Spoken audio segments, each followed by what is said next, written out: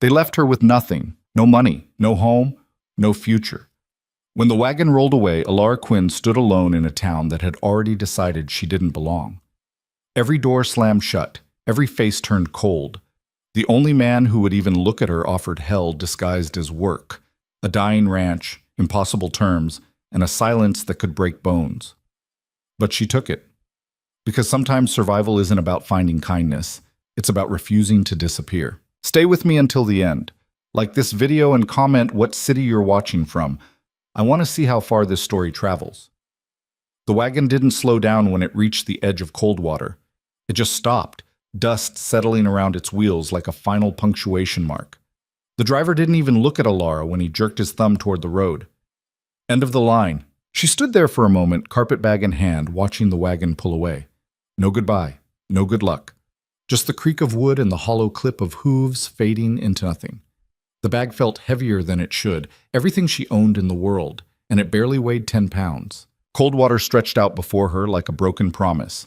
A single main street, buildings that looked like they'd been standing out of stubbornness more than structural integrity, and faces in windows that tracked her movement with the cold precision of vultures sizing up a carcass. She'd been to towns like this before. Hell, she'd left towns like this before. But this time was different. This time, there was nowhere else to go. The first boarding house turned her away before she even finished her sentence. "We're full," the woman said, already closing the door. "I can pay—" I said we're full. The second place didn't even open the door, just a voice from inside. "No rooms." By the fourth rejection, Alara stopped trying to explain herself. She just asked. And when the answer came, always the same, she moved on. The sun was starting to sink, throwing long shadows across the street, when she finally accepted what she'd known since the wagon left her here. This town didn't want her. They'd already decided. Women like her, women with no husband, no family, no letter of reference from some respectable citizen, didn't get the benefit of doubt. They got doors slammed in their faces. She sat down on the edge of a water trough, setting her bag beside her. Her feet ached. Her head throbbed. And somewhere deep in her chest, a familiar anger started to build. Not the hot, explosive kind, but the cold, stubborn kind that had kept her alive this long. "You lost?" The voice came from behind her, male, rough around the edges. She didn't turn around immediately. "No." "Then what are you doing sitting in the middle of town like a stray dog?" That got her attention. She turned, ready to fire back something sharp, but the words died in her throat when she saw him. He was tall enough that the setting sun seemed to balance on his shoulders. Weathered face, lines carved deep around his eyes and mouth, dark hair going gray at the temples. He wore work clothes that had seen better years, and his hands hung at his sides like tools he'd forgotten to put down. "Waiting," she said finally. "For what? For someone to tell me where I can find work." He studied her for a long moment, and she studied him right back. There was something in his eyes. Not kindness, exactly. More like recognition. Like he knew exactly what kind of desperate she was. "You got skills?" "I can work." "That's not what I asked." Alara stood up, squaring her shoulders. "I can cook, clean, mend, handle livestock if I have to. I'm not afraid of hard work if that's what you're asking." "Everyone says that. Most people are lying."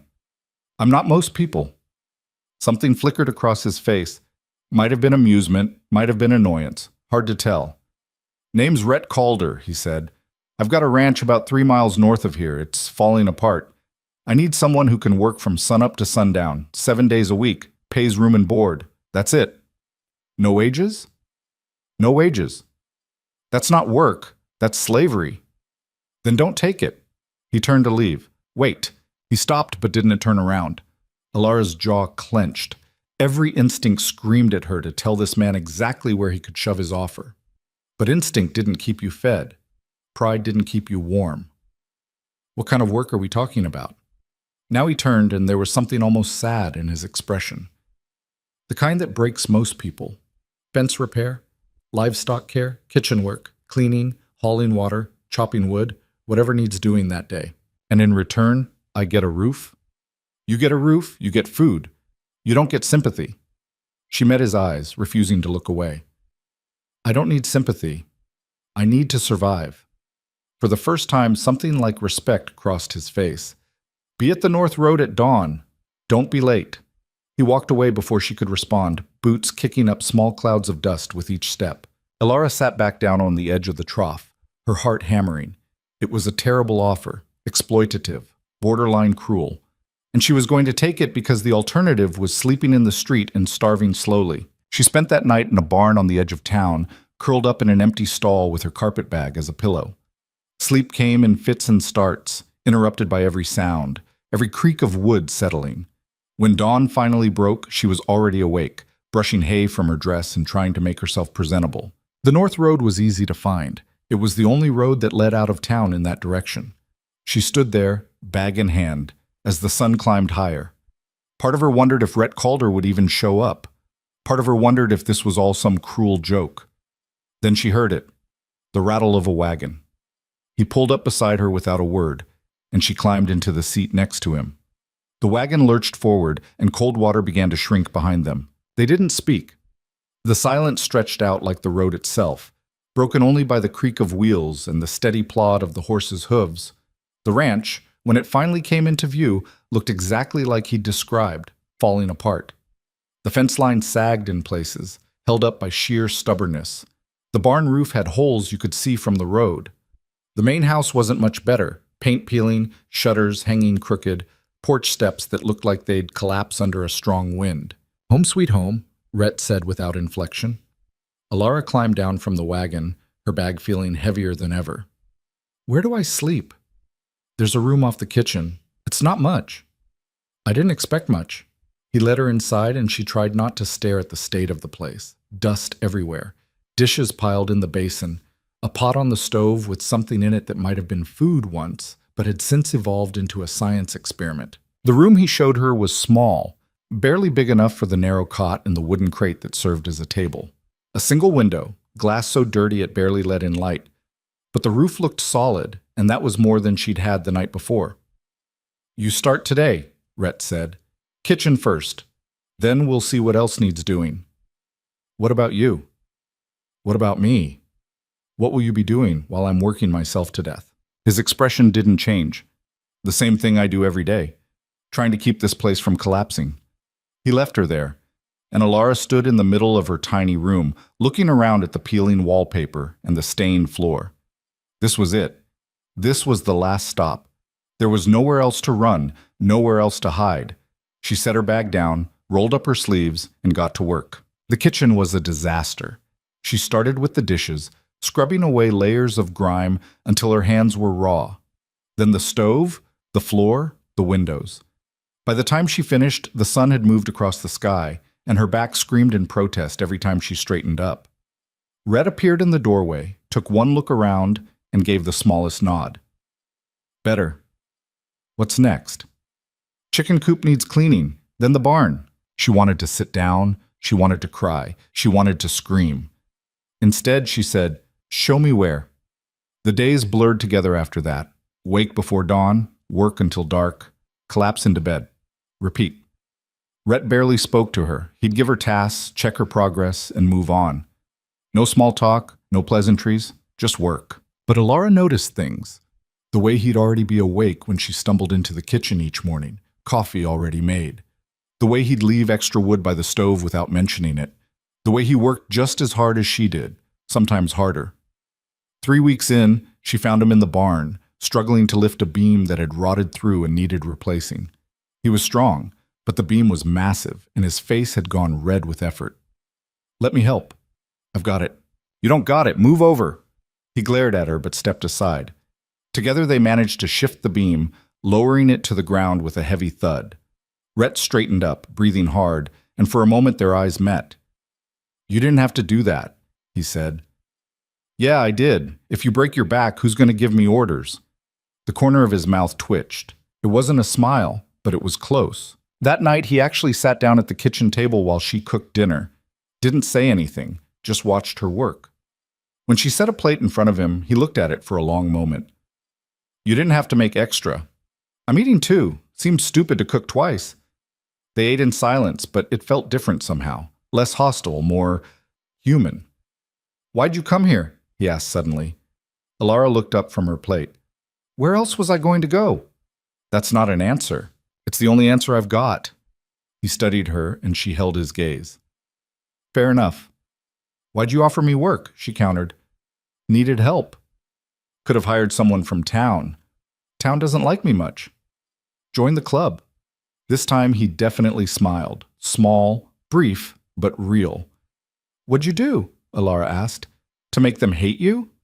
Existed, mostly. You? Same. They finished eating, and Rhett stood to leave. At the doorway, he paused. You're doing good work here. Better than I expected. It wasn't much. But coming from him, it felt like a damn medal of honor. The next morning, everything changed. Alara was in the yard hauling water from the well when she heard horses. Multiple horses. She looked up to see 3 men riding toward the ranch, well-dressed, well-fed, and looking at her like she was something they'd scraped off their boots. The one in front, older with silver hair and a face that spoke of money and entitlement, pulled his horse to a stop a few feet away. Where's Calder? Working. Get him. Now. Get him yourself. I'm busy. The man's face darkened. Do you know who I am? No. Should I? Victor Langford. I own half this county. Congratulations. That doesn't make you my boss. One of the other men leaned forward. You got a mouth on you, girl. And you got a problem with it. Before things could escalate further, Rhett appeared from the barn, his expression thunderous. Langford, what do you want? Victor turned his attention to Rhett, looking him up and down with obvious disdain. I want to talk about your debt. I'm making payments. Not fast enough. I've been patient, Calder, but my patience has limits. Then take it up with the bank. I am the bank. Victor's smile was cold. Or near enough. And I'm telling you right now, you've got 3 months to pay in full, or I'm foreclosing. That wasn't the deal. Deals change. I've got buyers interested in this land. You're in the way. Alara watched Rhett's hands curl into fists, watched the muscle in his jaw jump, but when he spoke, his voice was level. Get off my property. Victor laughed. Your property? For now, maybe. But 3 months, Calder. That's all you got. His eyes slid to Alara. And I'd get rid of the trash you've been collecting. Makes the place look worse than it already does. Rhett took a step forward. Leave. Now. Victor held his gaze for a long moment, then turned his horse. 3 months. Don't forget. They rode off, leaving a cloud of dust in their wake. Alara set down the water bucket. He seems pleasant. He's a snake. What was he talking about? Debt? Rhett's jaw tightened. None of your concern. It is if I'm living here. You're working here. There's a difference. He walked away before she could respond, disappearing into the barn. Alara stood there, frustration building in her chest. She wanted to yell at him, to demand answers, to tell him that if this place was going under, she had a right to know. But she didn't, because as much as it pissed her off, he was right. She was just hired help. This wasn't her home. It wasn't her fight, except it was starting to feel like it. That night, she couldn't sleep. She kept thinking about Victor Langford's face, about the casual cruelty in his voice, about the way he'd looked at her like she was nothing. She'd heard that tone before, seen that look before. It was the same in every town, every city, every place she'd tried to plant roots. People like Langford looked at people like her and saw something disposable, something to be used up and thrown away. She got up, pulling a shawl around her shoulders, and stepped outside. The night was cold and clear, stars scattered across the sky like someone had thrown diamonds against black velvet. Rhett was sitting on the porch, a bottle beside him. Can't sleep? He asked without looking at her. No. Join the club. She sat down on the steps a few feet away from him. For a while, neither of them spoke. I'm going to lose this place, Rhett said suddenly. That money he's talking about? I don't have it. Won't have it. Not in 3 months. Not in 3 years. How much? Too much. Why does he want it? The land, I mean. It's falling apart. Location. There's a rail line going in a few miles east. Land values are about to jump. Langford wants to buy cheap, sell high, and make himself even richer than he already is. Alara pulled the shawl tighter. So what are you going to do? What can I do? I'll work as hard as I can, save what I can, and when the time comes, he trailed off, taking a drink. When the time comes, I'll pack up and leave like everyone else. That's it? You're just going to give up? He turned to look at her and his eyes were cold. What do you want me to say? That I'm going to fight?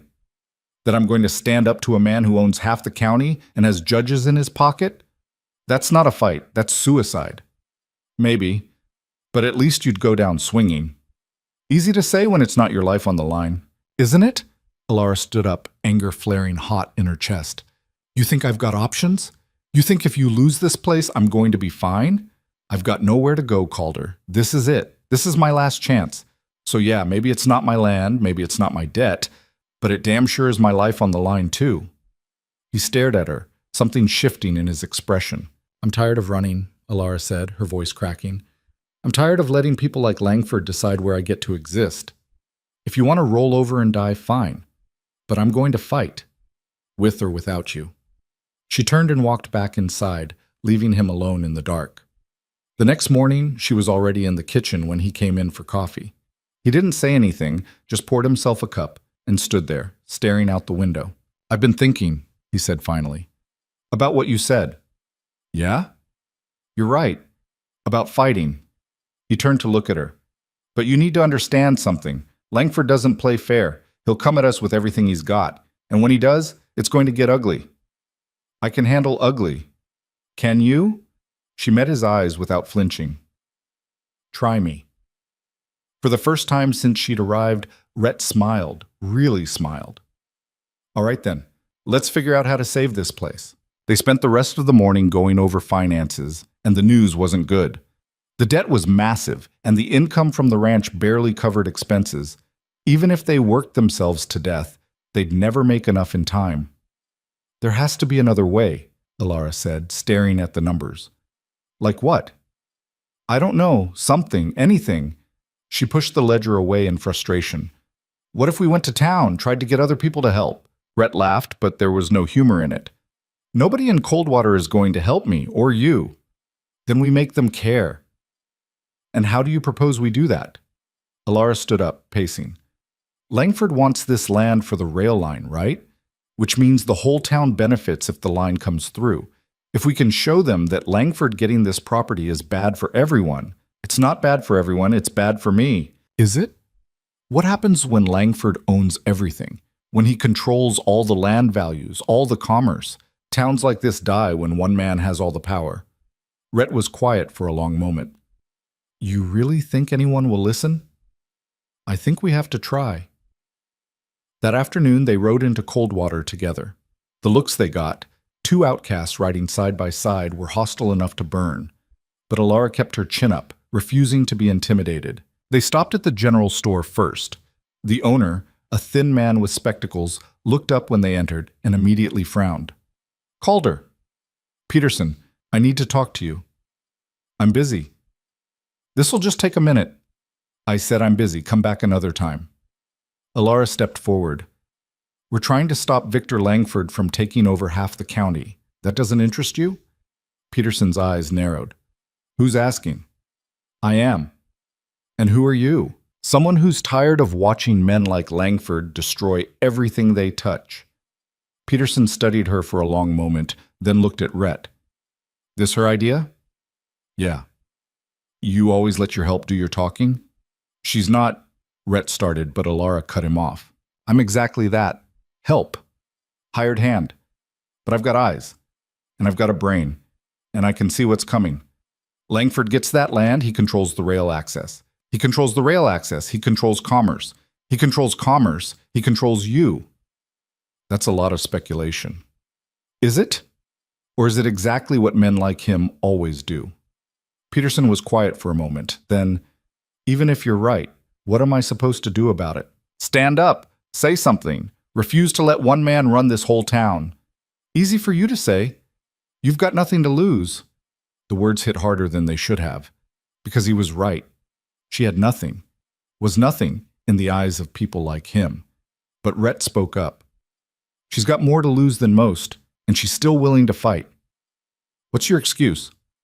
Peterson looked between them, then shook his head. I'm sorry, Calder. I really am. But I can't help you. They got the same response everywhere they went. Sympathy, maybe, but no action. no one willing to stick their neck out. By the time they left town, Alara's hands were shaking with frustration. "I told you," Rhett said quietly. "Shut up." "Alara, I said shut up." She climbed into the wagon, staring straight ahead. "We'll find another way." "There is no other way." "Then we'll make one." The ride back was silent. When they reached the ranch, Alara jumped down and headed straight for the barn, needing to hit something, to break something, to scream.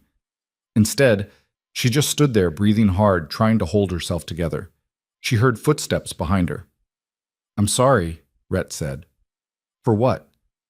"For getting your hopes up, for making you think this could work." Alara turned to face him. "I got my own hopes up. That's on me." He moved closer, and suddenly the space between them felt charged with something she couldn't name. "You shouldn't have to fight this hard just to exist. Neither should you. I'm used to it." "So am I." They stood there inches apart, and Alara realized something: she wasn't alone anymore. For the first time in longer than she could remember, someone was standing beside her instead of walking away. "We're not done yet," she said. "No?"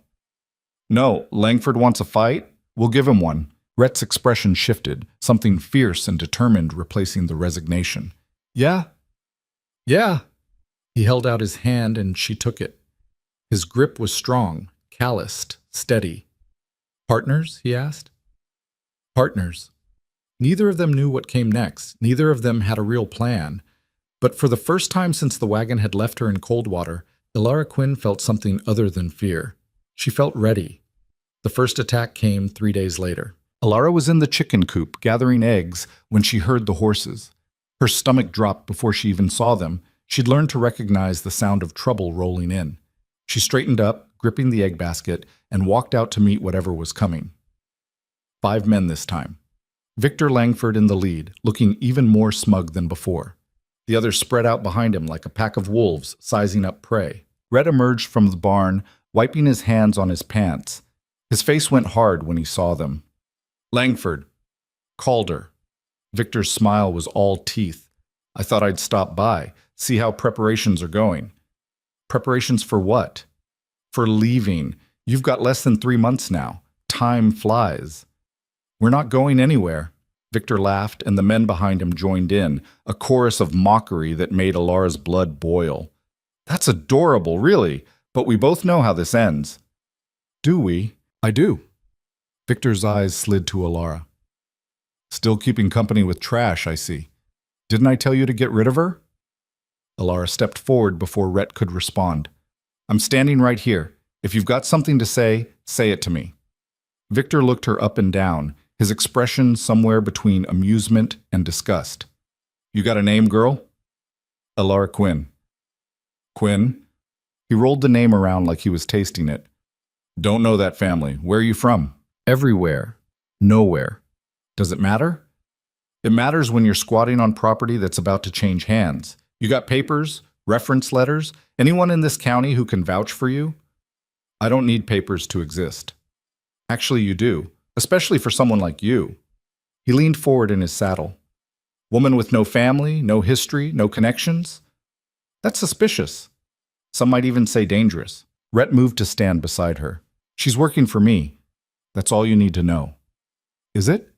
"Because I've been hearing things. Complaints. People saying you've brought someone questionable onto your property, someone who might be running from something." "That's bullshit, and you know it." "Do I? Prove it. Show me her papers, her references, anything that says she's not some criminal hiding out here." Alara's jaw clenched so hard it hurt. "I'm not a criminal." "Then prove it." "I don't have to prove anything to you." Victor smiled. "Actually, you do. See, as a concerned citizen and landowner, I have a duty to report suspicious activity. And a woman with no past, no papers, no legal standing, that's very suspicious." "Get off my land," Rhett said quietly. Too quietly. "Or what? You'll make me?" "We both know you won't. You're too smart for that. You know what happens to people who put their hands on men like me." One of the other men spoke up, a younger one with a mean face. "Maybe we should search the house. Make sure she's not hiding anything." "Now there's an idea," Victor said. Rhett stepped forward. and Alara saw his hand drift toward the rifle leaning against the barn wall. "You're not searching anything. This is private property." For now, the tension stretched tight enough to snap. Alara could feel her heart hammering, could see Rhett's muscles coiled like springs. One wrong move and this would explode into violence. "We should go," one of the other men said, eyeing Rhett nervously. "Made our point." Victor held Rhett's gaze for another long moment, then nodded. "We'll be back. And next time, I expect to see this place cleared out, both of you." He turned his horse. "Oh, and Miss Quinn, I'd watch my step if I were you. Accidents happen to people without protection. Terrible, unfortunate accidents." They rode off, leaving Alara and Rhett standing in the yard. "Son of a bitch," Rhett muttered. Alara's hands were shaking. She set the egg basket down before she dropped it. "He's going to come after me."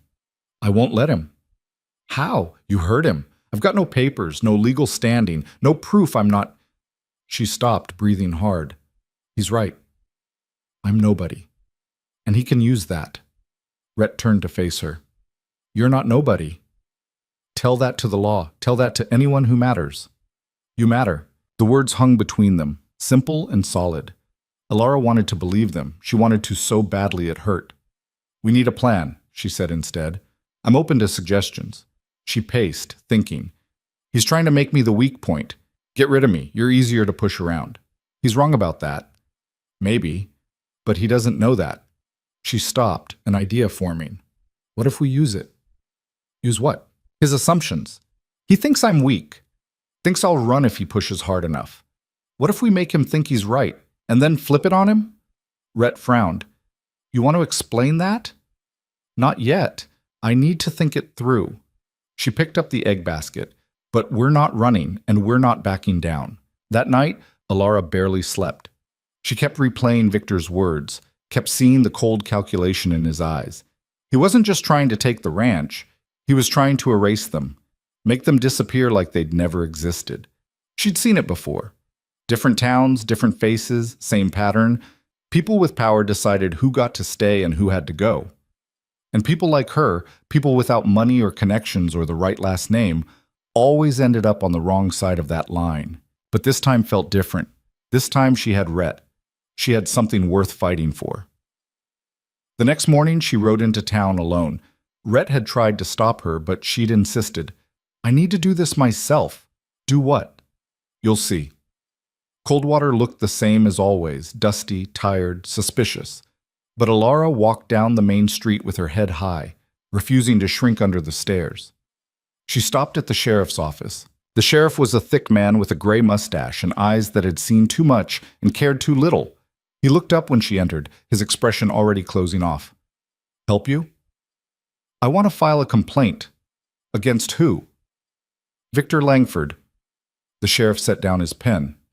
"You want to file a complaint against Victor Langford?" "That's what I said." "And you are?"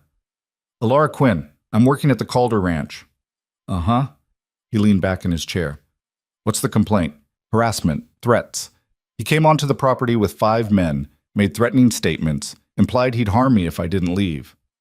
The sheriff studied her for a long moment. "You got witnesses?" "Rhett Calder was there." "Anyone else?" "No." "So it's your word and Calder's against Langford and his men?" "Yes." The sheriff laughed. Actually laughed. "Miss, I don't know where you're from, but around here, that's not how things work." "How do things work?" "Victor Langford is a respected businessman, a pillar of this community. You're—" He gestured vaguely at her. "Nobody. Working at a failing ranch for a man who can barely keep his own head above water. You really think anyone's going to take your complaint seriously?" Alara's jaw tightened. "So you're refusing to file it?" "I'm telling you it won't go anywhere. Save yourself the trouble." "I want it on record anyway." "Why?" "So you can say you tried?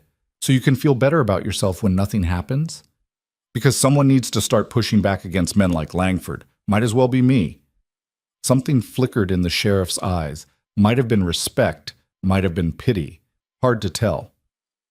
"All right, I'll file it, but don't come crying to me when it disappears into a pile of paperwork and nothing comes of it." "I won't." She left feeling hollow. The sheriff was right. Nothing would come of it. But at least now there was a record. At least someone had stood up and said, "This isn't right." She was halfway back to the ranch when she heard hoofbeats behind her. She turned to see two men riding hard, and her stomach dropped when she recognized them from Langford's group. They pulled up on either side of her, boxing her in. "You made a mistake," which the younger one said, "going to the sheriff." "That's not a mistake. That's called using the law." "The law?" The other man laughed. "Honey, the law is whatever Mr. Langford says it is." "We're here to give you a warning," the first one continued. "Drop the complaint, leave town. Do it quietly and nobody gets hurt." Alara kept walking, kept her eyes forward. "I'm not leaving." "You sure about that?" "Very sure." The younger one moved his horse closer, forcing her to stop. "You think you're tough. You think standing up to us makes you brave? It just makes you stupid." "Maybe, but I'm still not leaving." "We could make you." She finally looked at him, really looked at him. "You could try." For a moment she thought they would, thought they'd drag her off the road, make good on whatever threat Langford had given them. But something in her eyes must have given them pause, because the older one shook his head. "Not worth it. Let Langford deal with her." They rode off, leaving her standing in the middle of the road, heart pounding so hard she could hear it in her ears. When she got back to the ranch, Rhett took one look at her face and knew something had happened. "What did you do?" "Filed a complaint against Langford." "Jesus Christ, Alara. What?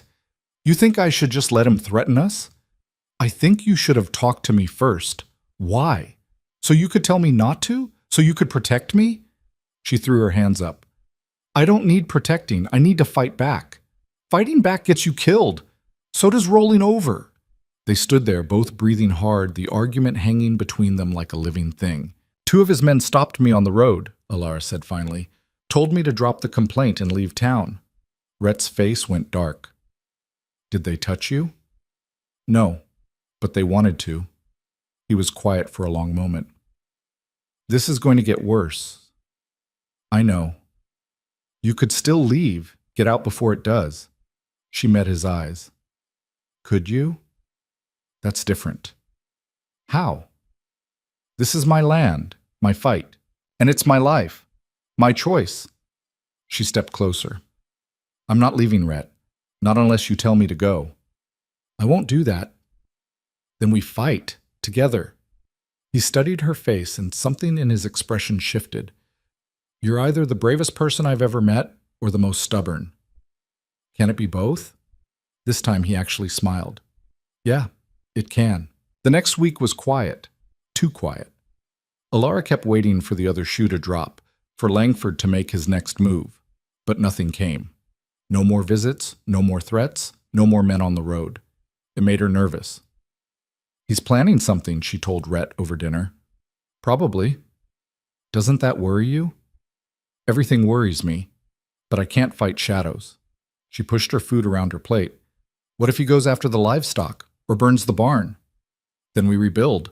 With what money?" Rhett set down his fork. "You want me to tell you we're going to be fine? That everything's going to work out? I can't do that. All I can tell you is we'll handle whatever comes." That's not very reassuring. "It's the truth." Alara looked at him. Really looked at him. The lines around his eyes, the weariness in his shoulders, the quiet determination in his jaw. He'd been fighting alone for so long, carrying this weight by himself. And now she was here, adding more weight instead of taking any away. "I'm sorry," she said. "For what?" "For making this harder." He shook his head. "You're not making it harder. You're making it possible." The words settled over her like a blanket. "How?" "Because for the first time in years, I'm not alone." He met her eyes. "That matters." She wanted to say something, but the words caught in her throat. Instead, she just nodded. That night, she lay in her narrow bed, staring at the ceiling. She could hear Rhett moving around in the other room, the creak of floorboards, the sound of water being poured. Normal sounds, human sounds. She thought about what he'd said, about not being alone. It cut both ways. She wasn't alone anymore either, and that terrified her almost as much as it comforted her, because being alone meant you couldn't be hurt when people left. Being alone meant you controlled your own fate, but having someone, having Rhett, meant vulnerability. It meant caring about someone other than yourself. It meant having something to lose. The attack came 2 days later, but not in the way Alara expected. She was in town buying supplies when she heard her name being shouted across the street. Alara Quinn. She turned to see a man in a suit striding toward her, paper in hand. Behind him, a small crowd was gathering. "You've been served," he said, shoving the paper at her. She took it, confused. "Served with what?" "A summons. You're being brought before the county court." Her blood went cold. "On what grounds?" "Vagrancy, trespassing, suspicion of criminal activity." He said it loud enough for everyone to hear. "You got 3 days to appear, or a warrant gets issued for your arrest." The crowd murmured, and Alara felt their eyes on her like physical weight. "This is bullshit," she said. "That's for the judge to decide. 3 days, Miss Quinn. Don't be late." He walked away, leaving her standing there with the summons in her hand and the whole town staring. She made it back to the ranch on shaking legs. Rhett read the summons, his face getting darker with every line. "Langford," he said finally. "Obviously. He's trying to get you arrested, get you out of the way." "I know. We need a lawyer," Alara laughed bitterly. "With what money? And what lawyer in this county would go against Langford?" Rhett crumpled the paper in his fist. "There has to be something we can do." "There is. I show up. I defend myself." "Against what? Made-up charges?" "Alara, they don't need evidence. They just need a judge who'll rule in their favor. And I guarantee Langford's got that covered." She sank into a chair, the reality of it hitting her. "So I'm done. That's it." "No, that's not it." Rhett paced, thinking. "If they want to make this public, we make it public. We get as many people in that courtroom as possible. Make it harder for them to railroad you without witnesses. Nobody will come. You said it yourself. Nobody in this town will stand up to Langford. Then we find people who will." "Where?" He stopped pacing. "I don't know, but we've got 3 days to figure it out." Those 3 days passed in a blur. Rhett rode out to neighboring ranches, trying to drum up support. He came back each time looking more defeated. "Nobody wants to get involved." "I told you. They're scared. Langford's got his hooks in everyone." Alara tried not to let the despair swallow her. She kept working, kept moving, kept pretending that showing up in court wasn't going to end with her in chains or on the next wagon out of town. The night before the hearing, she couldn't eat, couldn't sleep. She sat on the porch, watching the stars, trying to memorize the shape of the ranch in the darkness, trying to hold on to this place that had somehow become home. Rhett came out and sat beside her. "I've been thinking," he said. "Don't hurt yourself." He ignored the sarcasm. "What if I testify? Tell the judge you're employed, that you're here legally. He won't care." "He might." "He won't." She looked at him.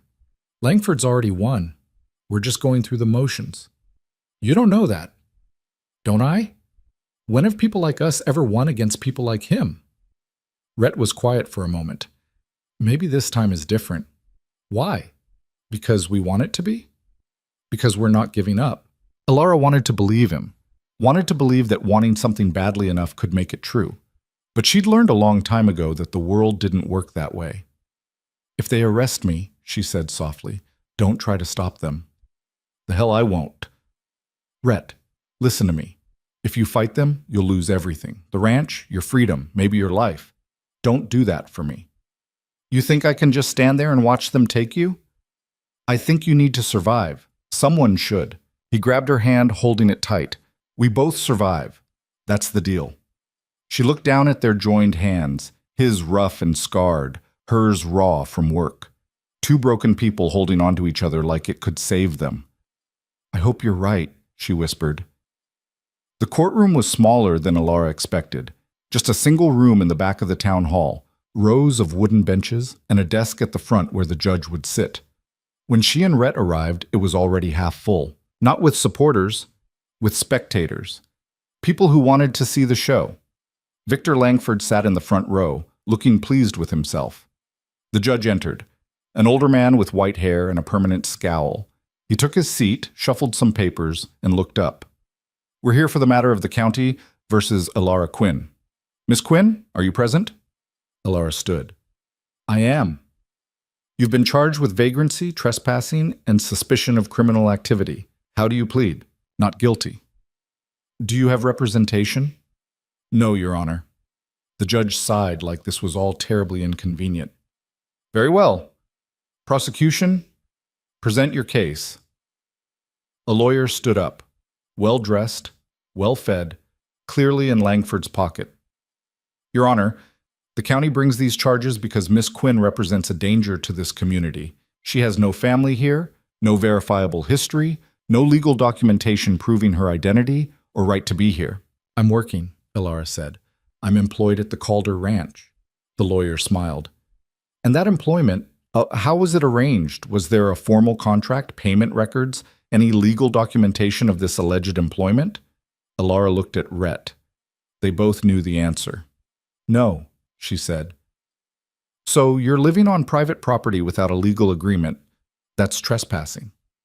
I was invited by a man whose own legal standing in this county is questionable. Rhett Calder is in default on his loans, facing foreclosure. His invitation holds no legal weight. The judge made a note. Continue. Furthermore, Miss Quinn has been seen engaging in suspicious behavior, filing false complaints against respected citizens, refusing to provide documentation when asked. These are the actions of someone with something to hide. I filed a legitimate complaint against Victor Langford for harassment, Ilara said, her voice rising. That's not suspicious. That's using my rights. What rights? The lawyer spread his hands. You have no legal standing in this county. You can't prove who you are, where you're from, or what you're doing here. For all we know, you could be a fugitive, a criminal hiding from justice. That's a lie. The judge banged his gavel. Order. Miss Quinn, you'll have a chance to defend yourself. For now, sit down and be quiet. Ilara sat, her hands clenched so tight her nails dug into her palms. The lawyer continued, painting her as dangerous, untrustworthy, a threat to the community. When he finally sat down, the judge turned to Ilara. Your defense? She stood, her legs shaking. I came here looking for work. I found it. I've been working honestly, harming no one, asking for nothing except to be left alone. If that's a crime, then this whole system is broken. That's not a legal defense. Then what is? How am I supposed to prove I belong when the rules say people like me never belong? I don't have papers because nobody ever gave me any. I don't have family here because my family's gone. I don't have property because I've never been allowed to own anything. So what am I supposed to do? Just disappear because it's convenient for men like Victor Langford? The courtroom was silent. The judge stared at her. Are you finished? No, I'm not. She turned to face the crowd. Every single person in this room knows what this is really about. It's not about vagrancy or trespassing. It's about power.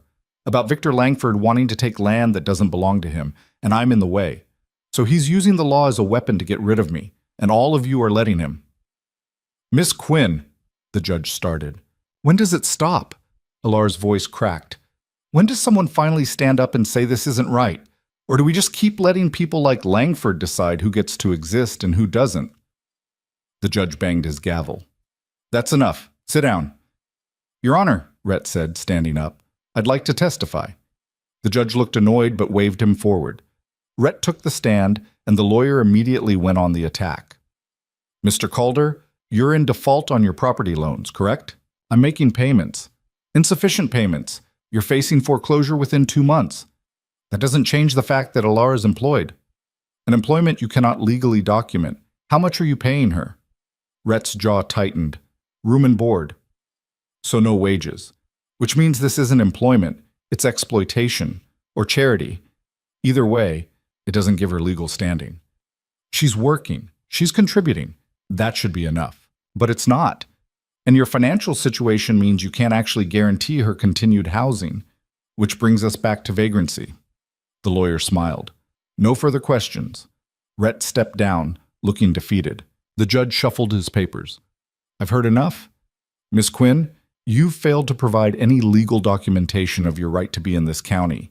Your employment status is questionable at best, and your behavior, filing complaints, causing disruptions, suggests you're more interested in causing trouble than being a productive member of this community. I'm not finished. The judge's voice was cold. However, I'm not going to issue a warrant. Not yet. Instead, I'm giving you 7 days to either provide proper documentation of your identity and legal status or to leave Coldwater County voluntarily. If you do neither, a warrant will be issued and you will be arrested. Do you understand? Alara's throat was tight. I understand. Good. This hearing is adjourned. The gavel came down like a guillotine. Alara walked out of that courtroom feeling hollow. 7 days.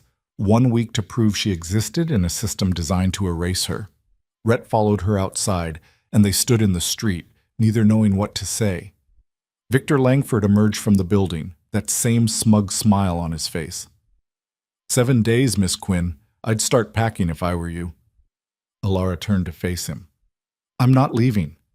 Then you'll be arrested, probably end up in jail, maybe worse. Maybe. But I'll still be here. And you'll still be a bully hiding behind the law because you're too weak to fight fair. His smile faltered. Careful, girl. You're already on thin ice. So are you.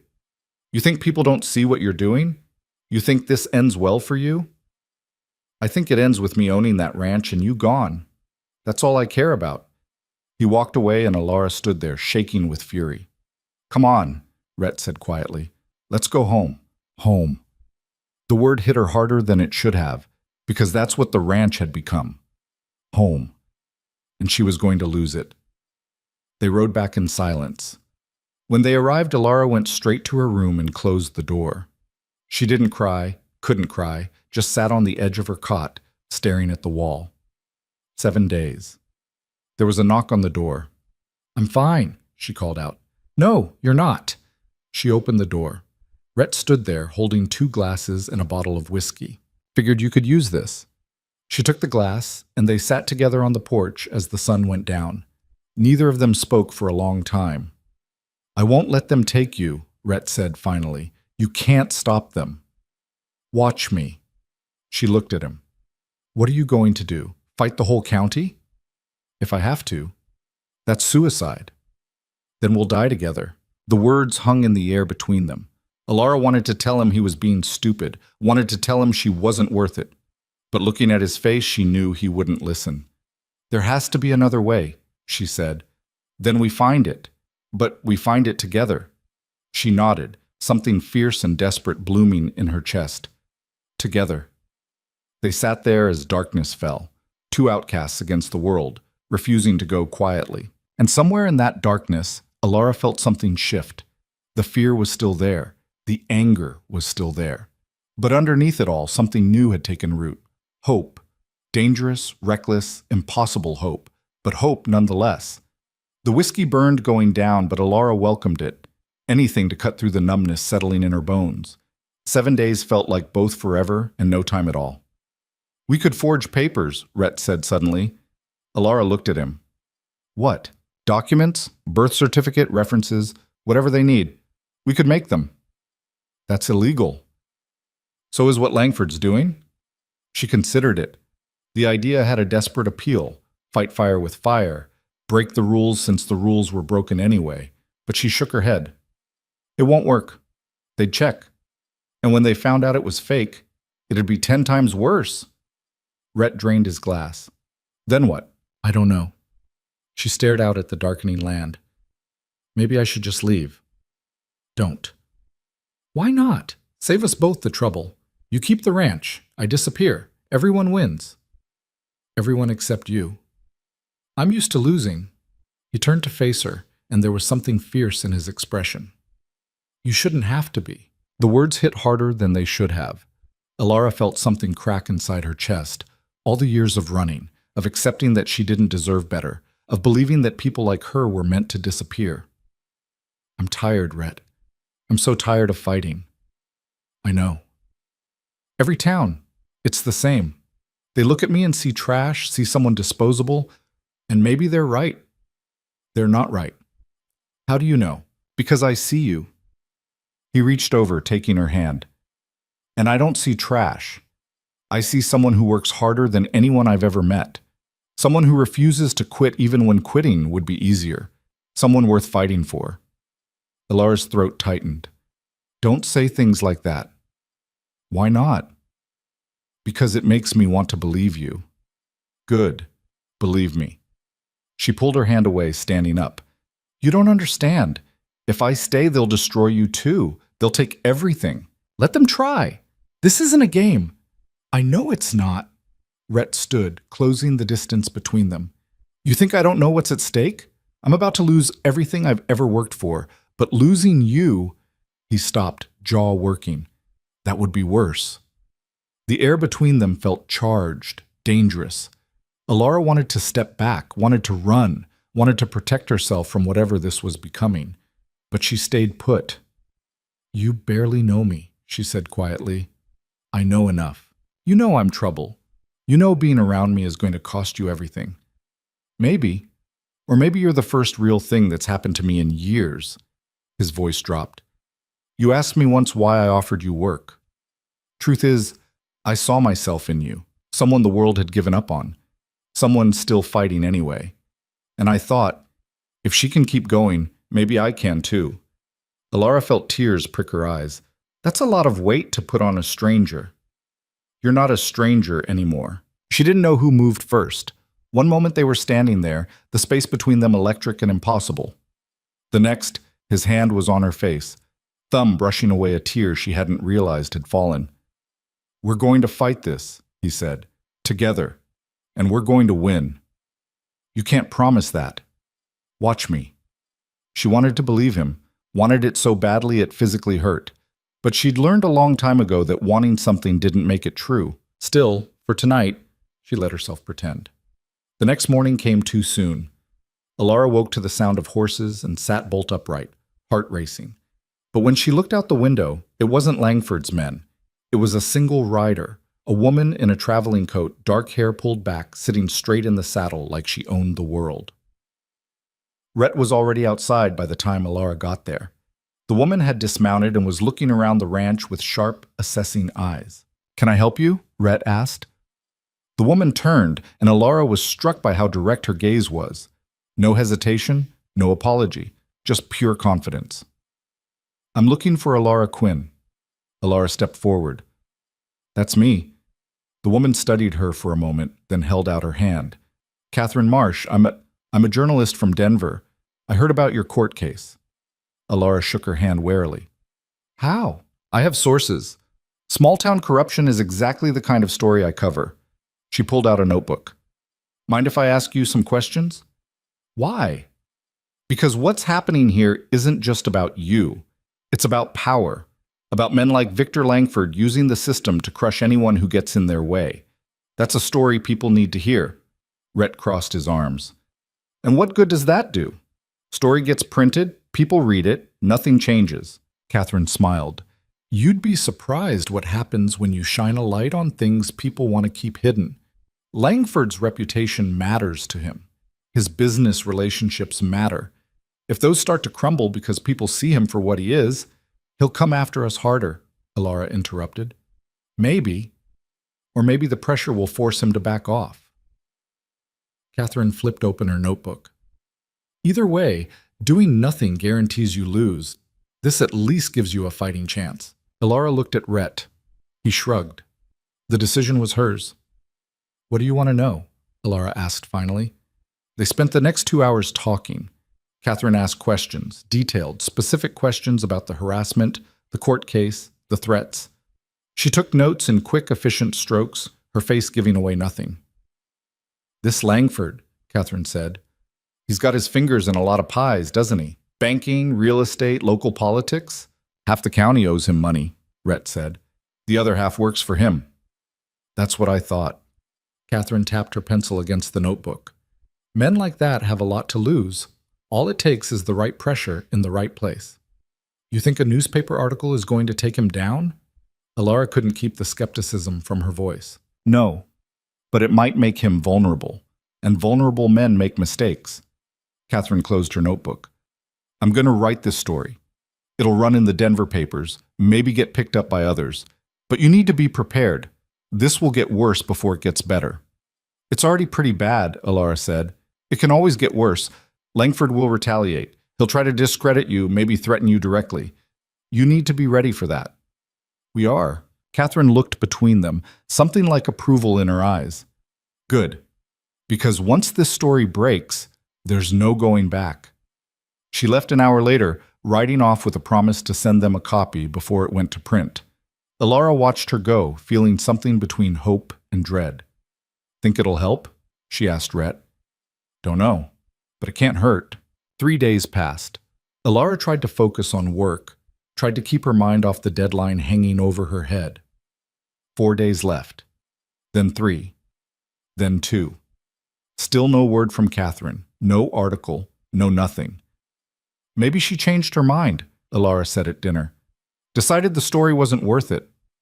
Or maybe it just takes time. But Rhett didn't sound convinced. That night, Alara couldn't sleep.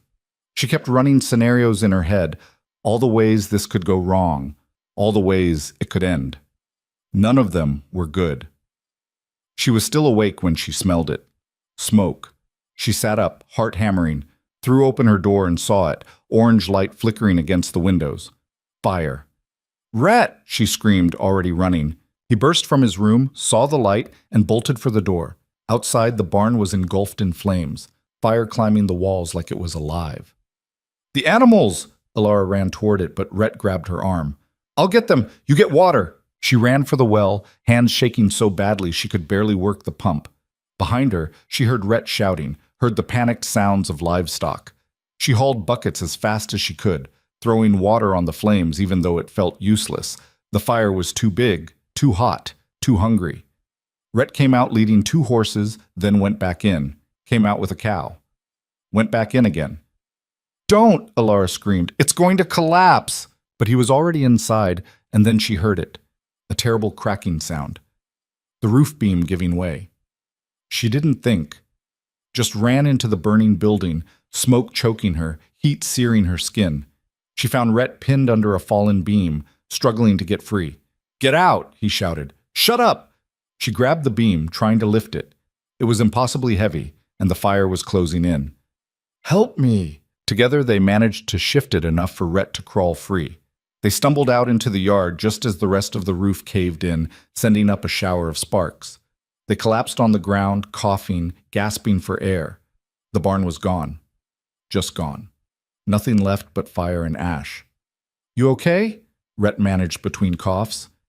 Yeah, you? Been better. They sat there watching it burn, too exhausted to move. Alara's hands were blistered, her lungs raw, and when she looked down she saw that her dress was singed in places. This was Langford, she said. I know. He's trying to burn us out. I know. What do we do? Rhett was quiet for a long moment. We survive and then we hit back. By dawn, the fire had burned itself out. The barn was a smoking ruin, timber and ash scattered across the yard. Some of the animals had survived, 2 horses, a cow, most of the chickens. But they'd lost the rest, lost the barn, lost their shelter for livestock and feed and equipment. Victor Langford showed up around mid-morning with 3 of his men. He looked at the destruction with mock sympathy. Terrible accident, he said. Alara stood. Every muscle screamed in protest, but she forced herself upright. This wasn't an accident. You have proof? I have common sense. That's not evidence. Could have been a lantern left burning, could have been spontaneous combustion. Happens all the time with hay. His smile was poison. Of course, if you'd already left town like I suggested, you wouldn't have to worry about these kinds of accidents. Rhett stepped forward, and Alara saw murder in his eyes. She grabbed his arm. Don't. Listen to her, Calder. Getting violent won't help your case. Langford tipped his hat. You've got 1 day left, Miss Quinn. I suggest you use it wisely. He rode off, and Rhett pulled free from Alara's grip, pacing like a caged animal. I'm going to kill him. No, you're not. He burned our barn.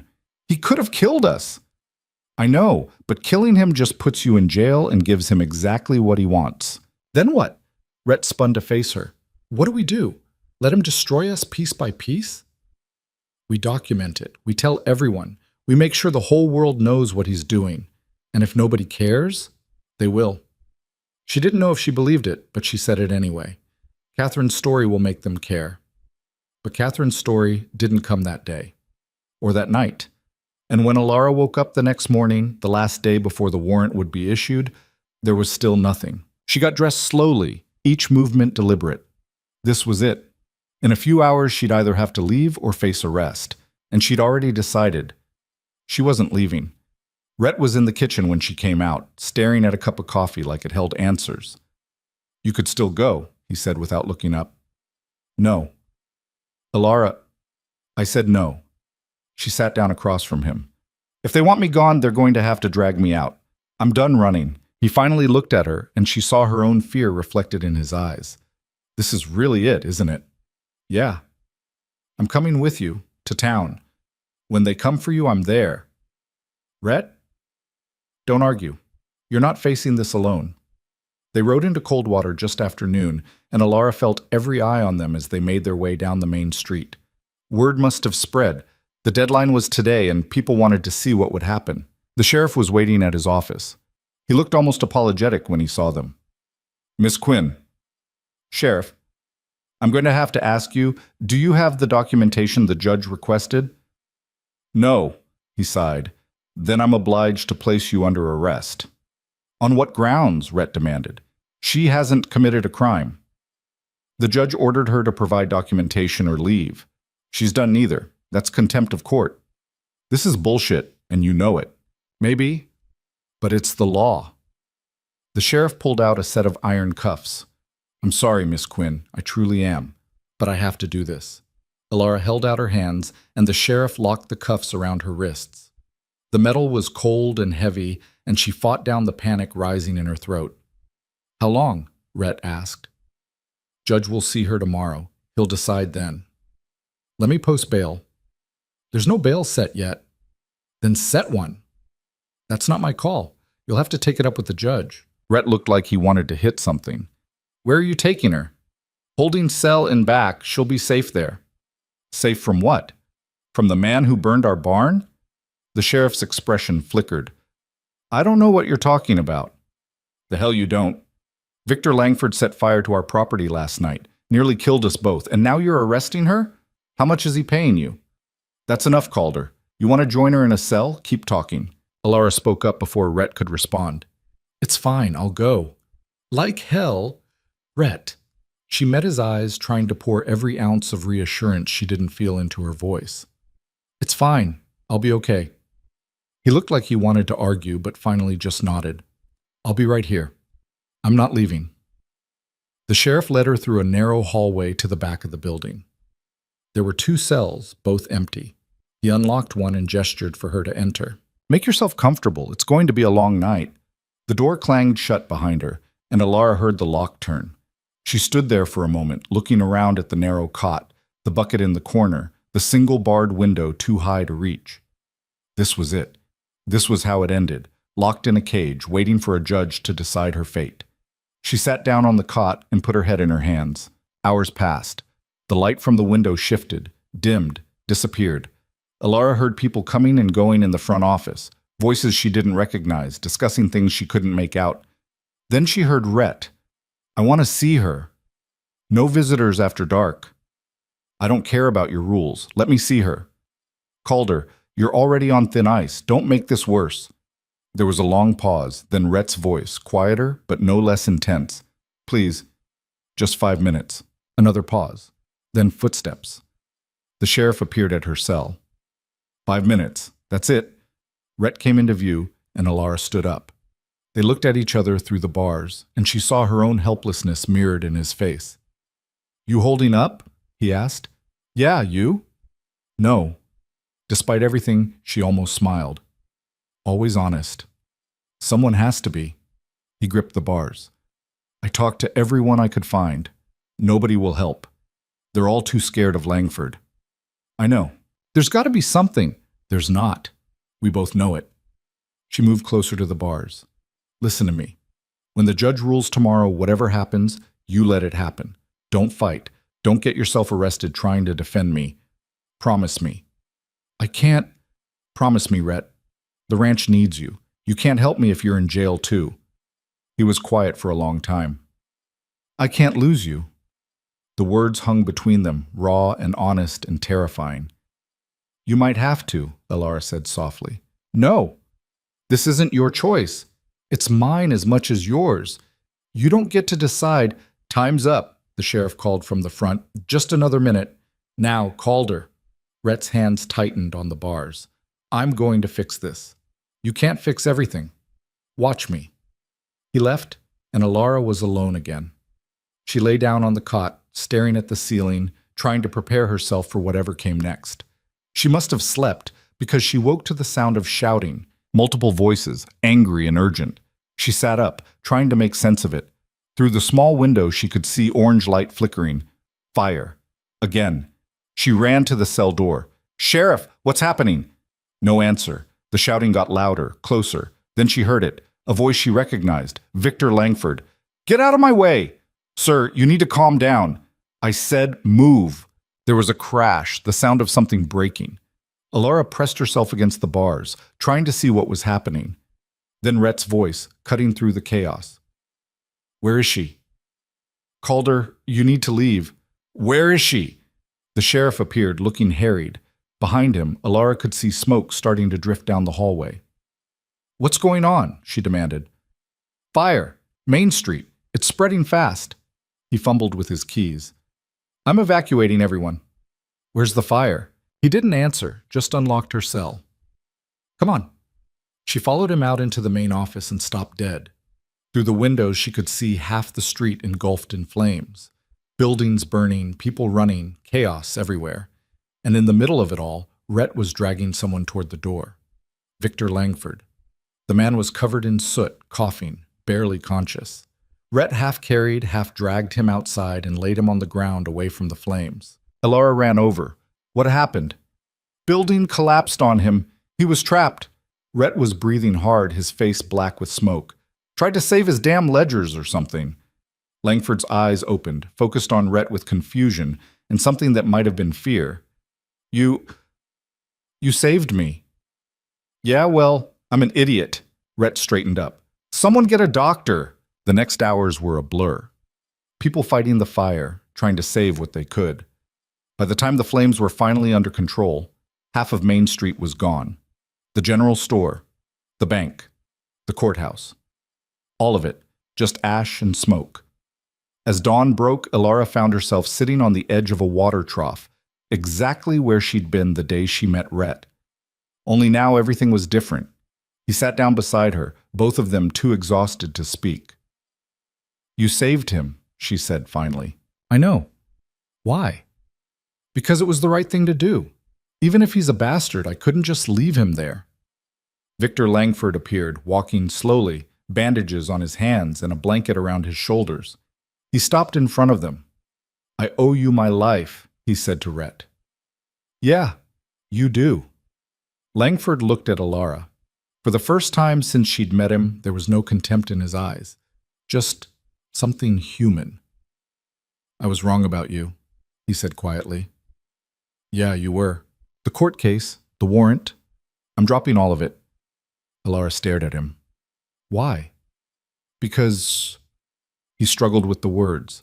"Because you could have left me in that building, both of you, and you didn't. That means something." He walked away before either of them could respond. Alara turned to Rhett. "Did that just happen?" "I think so." "We won?" "I think we might have." She started laughing, exhausted, half-hysterical laughter that wouldn't stop. Rhett joined her, and they sat there in the ruins of Coldwater, laughing like fools. They'd survived. Against everything, against all odds, they'd survived. And for the first time in her life, Alara Quinn felt like she might actually have a future. The laughter died eventually, replaced by the reality of what they were looking at. Half of Coldwater's main street was gone. People wandered through the wreckage, faces blank with shock, picking through what remained of their livelihoods. "We should help," Alara said, standing up. "You just got out of jail." "So, these people still need help." They spent the rest of the day working alongside the townspeople, clearing debris, helping salvage what could be saved. Nobody thanked them, but nobody turned them away either. It was something. By evening, Alara's whole body ached. She sat down on the steps of what used to be the general store, watching the sun set over the ruins. Peterson, the store owner, sat down beside her. "Hell of a day," he said. "Yeah." They sat in silence for a moment. "I heard what Langford said." About dropping the charges. Alara nodded, but didn't respond. I also heard what Calder did. Saving him. Peterson shook his head.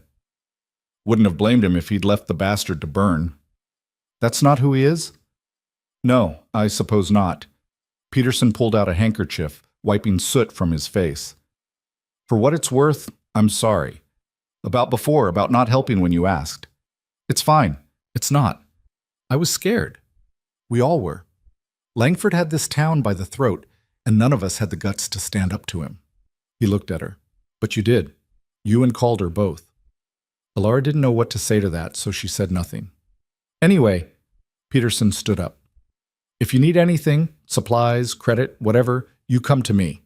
Once I get the store rebuilt, that is. He walked away and Alara sat there, turning his words over in her mind. It wasn't much, but it was more than she'd had yesterday. Rhett found her an hour later. Ready to head back? Yeah. The ride to the ranch was quiet. When they arrived, the charred remains of the barn stood like a monument to everything they'd been through. Alara stared at it, feeling the weight of exhaustion settle over her. We need to rebuild it, she said. We will, but not tonight. They went inside and Rhett made coffee while Alara collapsed into a chair. Every muscle screamed. Her hands were blistered from hauling debris. Her lungs still burned from smoke. Here. Rhett set a cup in front of her. Thanks. He sat down across from her, and they drank in silence. What happens now? Alara asked finally. What do you mean? Langford dropped the charges. The fire destroyed half the town. Everything's changed, so what happens now? Rhett was quiet for a long moment. I don't know. Rebuild, I guess. Try to keep this place running. Can you? Keep it running? The debt's still there. Langford dropping the court case doesn't change that. I've still got 2 months to pay, and I still don't have the money. What if we asked for help? The town, I mean. They saw what you did today. They saw me pull one man out of a burning building. That doesn't erase years of them treating me like dirt. Maybe not, but it's a start. He looked at her, something unreadable in his expression. You really believe that? That people can change? I have to. Otherwise, what's the point of any of this? The next morning, Catherine Marsh returned. She rode up to the ranch looking windblown and determined, a leather satchel slung over her shoulder. You're alive, she said, dismounting. Good. I was worried. What took you so long? Alara asked. Catherine pulled a newspaper from her satchel and handed it over. Getting this printed and distributed, it went out yesterday morning just before the fire. Alara unfolded the paper and saw the headline. Power and Corruption in Coldwater County. One woman's fight against a system designed to erase her.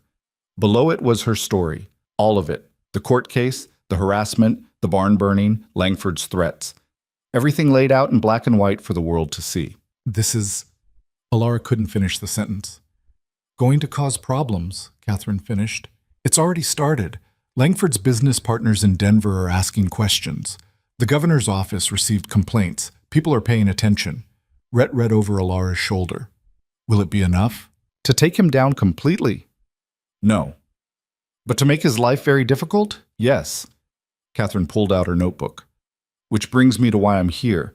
I need to write a follow-up about the fire, about what happened, about Calder saving Langford's life. Why? Rhett asked. Because it's the perfect ending to the story. The man who tried to destroy you, saved by the very person he was trying to crush. It's poetic. More importantly, it's proof that you're better than he is. I'm not better, I just couldn't let him die. Exactly. That's what makes it powerful. Catherine opened her notebook. So, tell me what happened. Everything. They spent the next 2 hours recounting the fire. Catherine took notes, asked questions, pushed for details. When they finished, she closed her notebook with a satisfied snap. This is good, really good. I'll have it written and sent to the papers by tomorrow. And then what? Alara asked. And then we see what happens. Stories like this have a way of taking on lives of their own. People start talking, politicians start asking questions. Change happens slowly, but it does happen. After Catherine left, Alara and Rhett stood in the yard, looking at the burned barn. We should start clearing it, Alara said. Make room to rebuild. With what money? I don't know, but standing here staring at it won't help. They worked through the afternoon, hauling charred timber, sorting through what could be salvaged and what needed to be thrown away.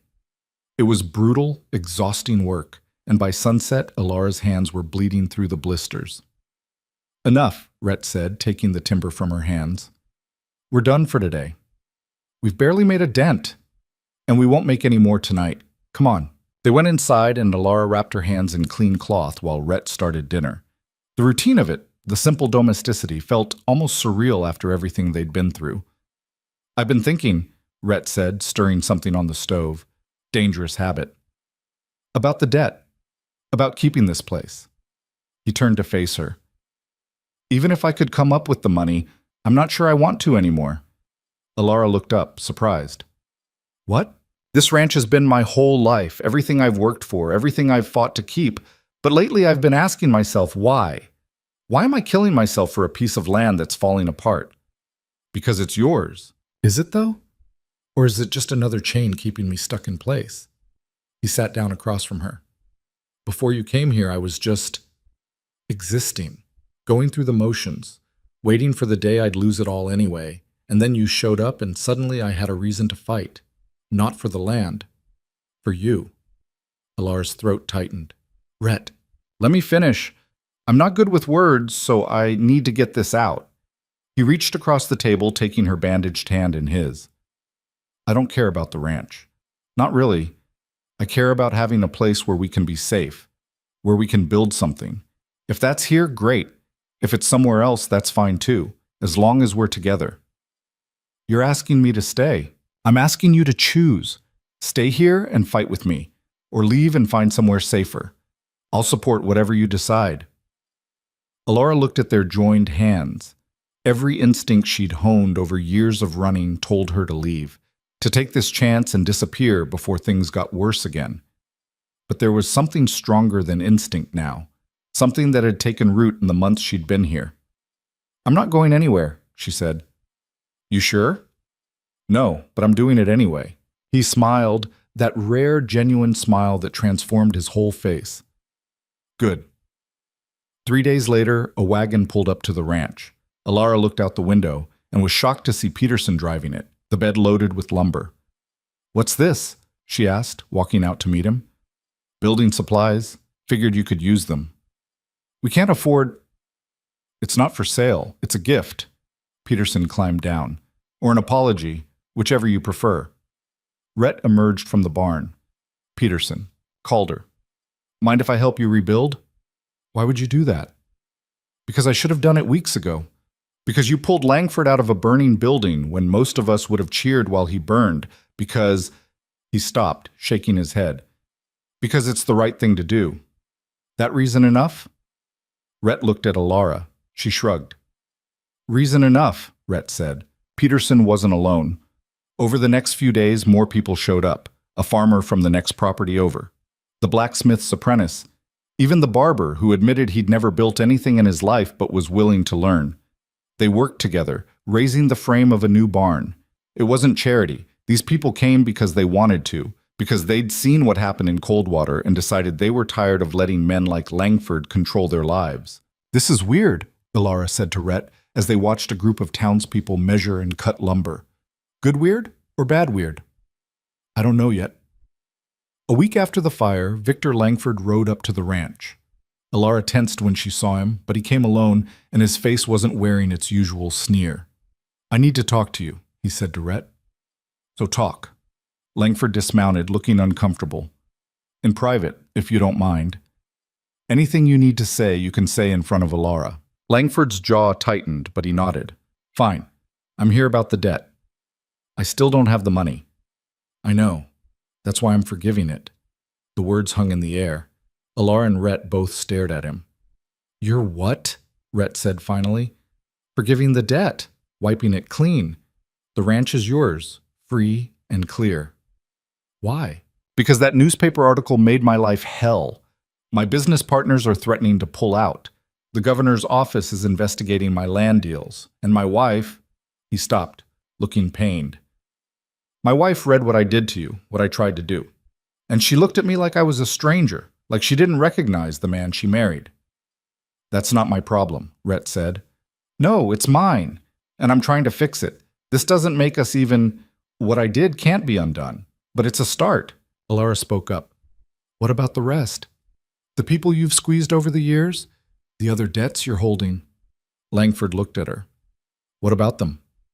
You going to forgive those too? I don't see how that's your concern. It's my concern if you're trying to buy forgiveness with one grand gesture while keeping your boot on everyone else's neck. His face darkened. You don't get to lecture me about. Actually, I do. You tried to destroy me. You tried to destroy Rhett. You used your money and power to crush anyone who got in your way. And now you want credit for fixing one small piece of the damage you caused? That's not redemption, that's damage control. They stared at each other and Alara saw something shift in his expression. Not anger, something closer to shame. You're right, he said quietly. You're absolutely right. So what are you going to do about it? He was quiet for a long moment. I don't know, but I'll figure something out. He left, and Alara turned to find Rhett looking at her with something like awe. What? She asked. Nothing, just remind me never to get on your bad side. Too late for that. I've seen how you leave dishes in the sink. He laughed, and the sound filled her with warmth. The barn raising took 3 weeks.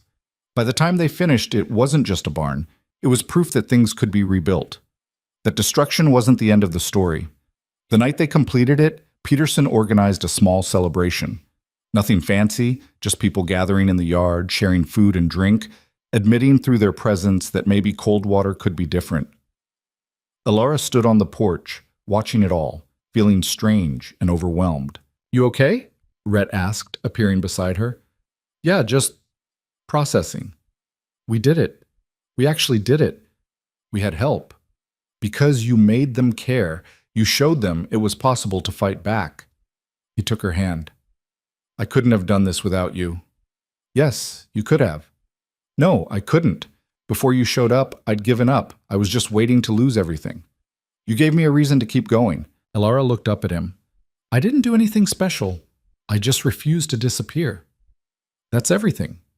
They stood there, hands joined, watching their neighbors celebrate in the yard of a ranch that had been falling apart just months ago. It wasn't perfect.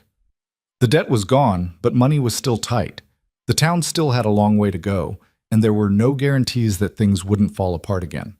But for tonight, it was enough. A month later, Catherine's follow-up article hit the papers. This one was different. Not just about corruption, but about redemption. About a town starting to change, one person at a time. About second chances and refusing to give up. It spread even faster than the first one. Letters started arriving at the ranch, people from other towns, other counties, telling their own stories of being crushed by powerful men. Asking for advice. Asking for hope. Alara read them all, overwhelmed by the sheer number. I don't know what to tell them, she said to Rhett. Tell them the truth, that it's hard, that you'll probably fail more than you succeed, but that it's worth trying anyway. She started writing back. Short letters, nothing fancy, just honest words about her own experience, about learning to stand up even when you're terrified, about finding people willing to stand with you. More people started showing up at the ranch. Some just wanted to meet her, others needed help, a place to stay, work, a fresh start. Alara and Rhett took in as many as they could, the ranch slowly transforming from a dying operation into something like a community. We're going to need more space, Rhett said one evening, looking at the 3 people sleeping in the barn. I know. We could build another structure, small houses maybe. Let people stay until they get on their feet. Alara looked at him. You want to turn this into a refuge? Maybe. Is that crazy? Probably. But so is everything else we've done. They started building, not just structures, but something bigger. A place where people who'd been cast out could find their footing. Where being nobody didn't mean you deserved nothing. It wasn't easy. Money was always tight.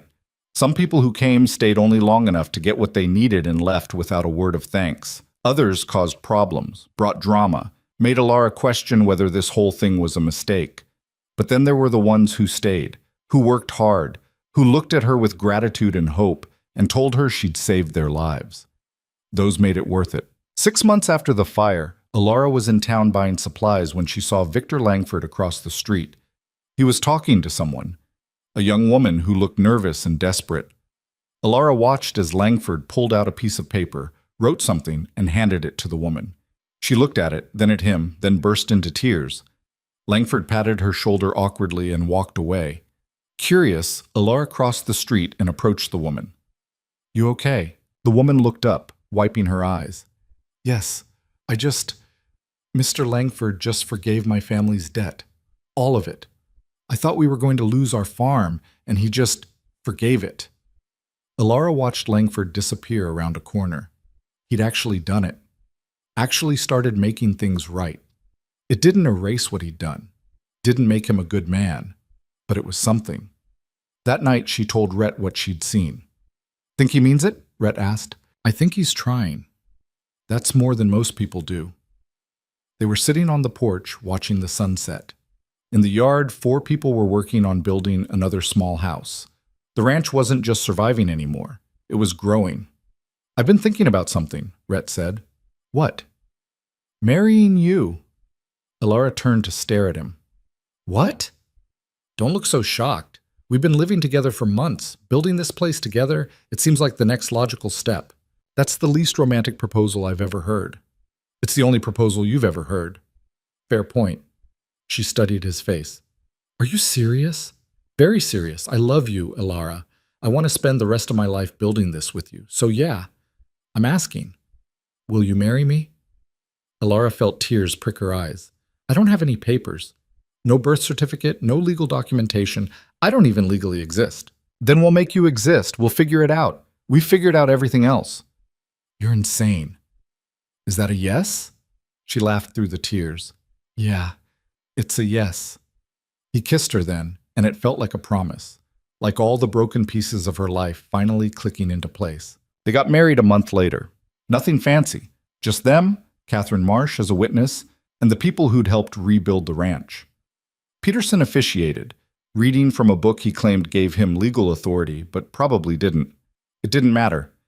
Legal or not, Alara Quinn became Alara Calder, and for the first time in her life, she felt like she belonged somewhere. The ranch continued to grow. More people came, stayed, rebuilt their lives. Alara and Rhett worked themselves to exhaustion every day, but it was good work. Meaningful work. One evening, nearly a year after the fire, Alara stood in the yard looking at everything they'd built. 6 small houses, a new barn, bigger than the old one, gardens, livestock, a community. Rhett came up behind her, wrapping his arms around her waist. "What are you thinking about?" he asked. "How far we've come, how different everything is." "Good different?" "Yeah, good different."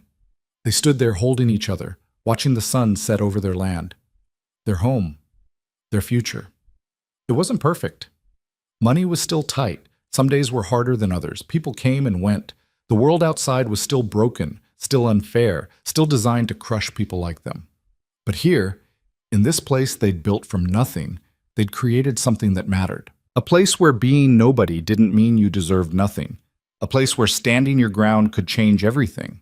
A place called home. 2 years after the fire, Alara woke to the sound of hammering. She lay in bed for a moment, listening to the rhythm of it, steady, purposeful, the sound of something being built rather than torn down. It still surprised her sometimes, waking up in the same place she'd gone to sleep, no wagon waiting to carry her away, no door about to slam in her face. She got up and found Rhett already in the kitchen, coffee made, breakfast cooking on the stove. "You're up early," she said. "Couldn't sleep. Too much to do today." "There's always too much to do." "Yeah, but today's different." He poured her a cup of coffee. "Catherine's bringing those people from the governor's office. The ones asking about turning this into an official refuge program." Alara had almost forgotten. The state had taken notice of what they were doing, not just them, but the dozen other places that had sprung up across the territory, inspired by Catherine's articles. Places where people without papers or connections could find work and shelter without being treated like criminals. "You nervous?" she asked. "Terrified. You?" "Same." They ate breakfast in comfortable silence, the kind that comes from years of knowing someone. Alara looked at Rhett across the table. More gray in his hair now, deeper lines around his eyes, but still the same stubborn man who'd offered her hell disguised as work and somehow given her everything instead. What if they say no? She asked. What if they decide this doesn't qualify? Then we keep doing it anyway. We don't need their approval to help people. We need their funding. We've managed without it this long. That was true, though barely. The ranch operated on a shoestring budget, cobbled together from what little they could charge for labor and donations from people who believed in what they were doing.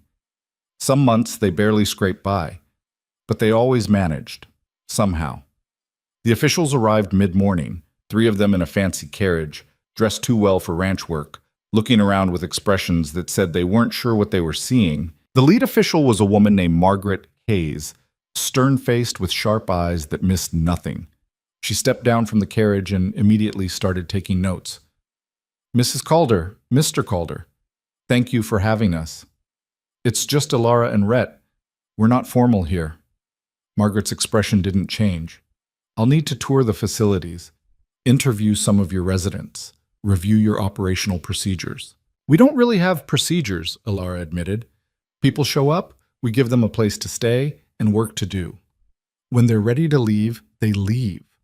No vetting process, no background checks? No.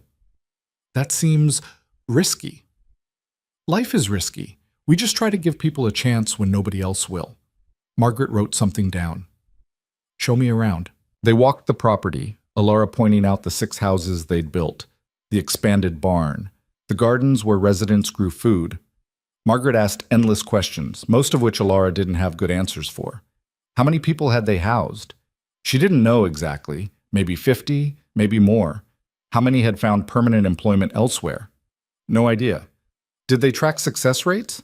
What even qualified as success? We're not running a business, Rhett said when Margaret pressed about metrics. We're helping people, that's it. The state needs accountability if they're going to provide funding. Then maybe the state shouldn't provide funding. We'll figure it out ourselves. Alara shot him a look. They desperately needed the funding, but she also understood his frustration. These people wanted to turn what they'd built into something official, something measurable, something that fit into neat categories. And what they'd built was messy and human and impossible to quantify. Margaret interviewed several residents. Alara watched from a distance, trying to gauge how it was going. Some people spoke eloquently about second chances and rebuilding their lives. Others just shrugged and said they were grateful for a bed and steady meals. One man told Margaret flat out that he didn't trust government types, and she should leave before he lost his temper. By late afternoon, Margaret and her colleagues were ready to leave. They thanked Alara and Rhett for their time and said they'd be in touch. How do you think it went? Alara asked after the carriage disappeared down the road. Terrible. We're never seeing that funding. You don't know that.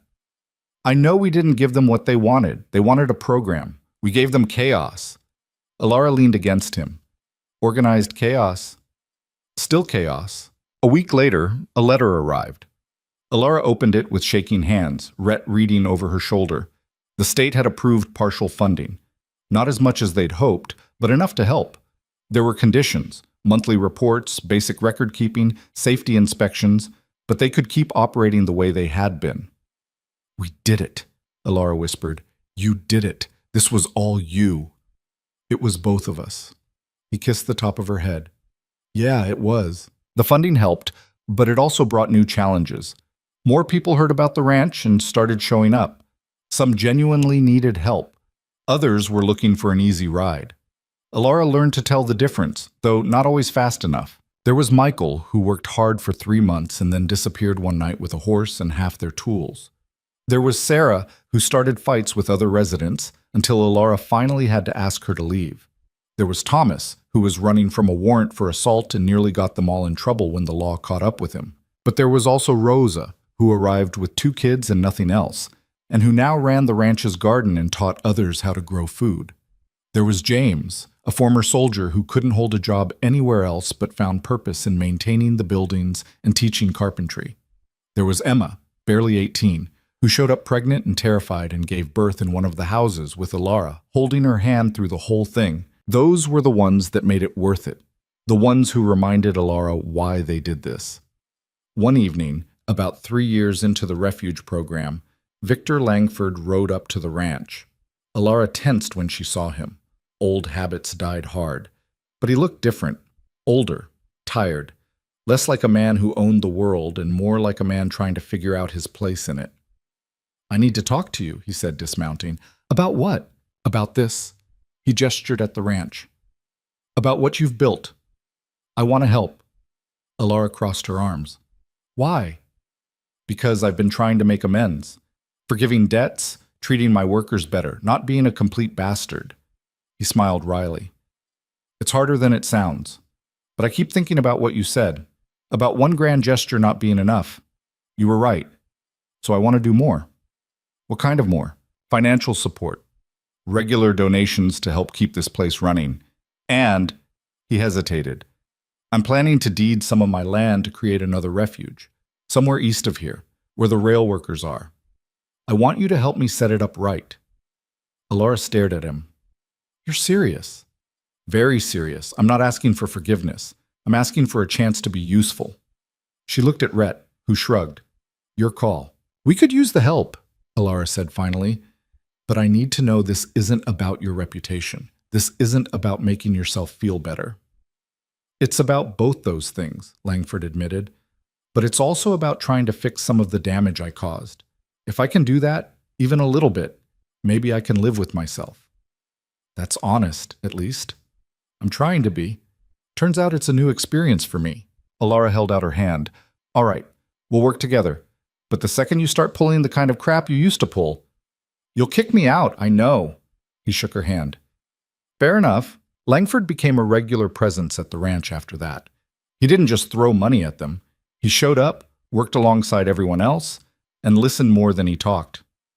It was strange seeing him haul lumber and mend fences. This man who'd once tried to destroy her now sweating in the sun beside people he would have looked down on years ago. "Think people can really change?" Rhett asked one night, watching Langford help build a new chicken coop. "I think they can try. Whether they succeed is another question." "You think he'll succeed?" "I think he's further along than he was." "That's something." The second refuge opened a year later, and it was messy and imperfect and beautiful. Langford funded it, but Alara and Rhett helped design it, sharing everything they'd learned. More followed, not all successful, not all sustainable, but enough to make a difference. Catherine Marsh kept writing about them.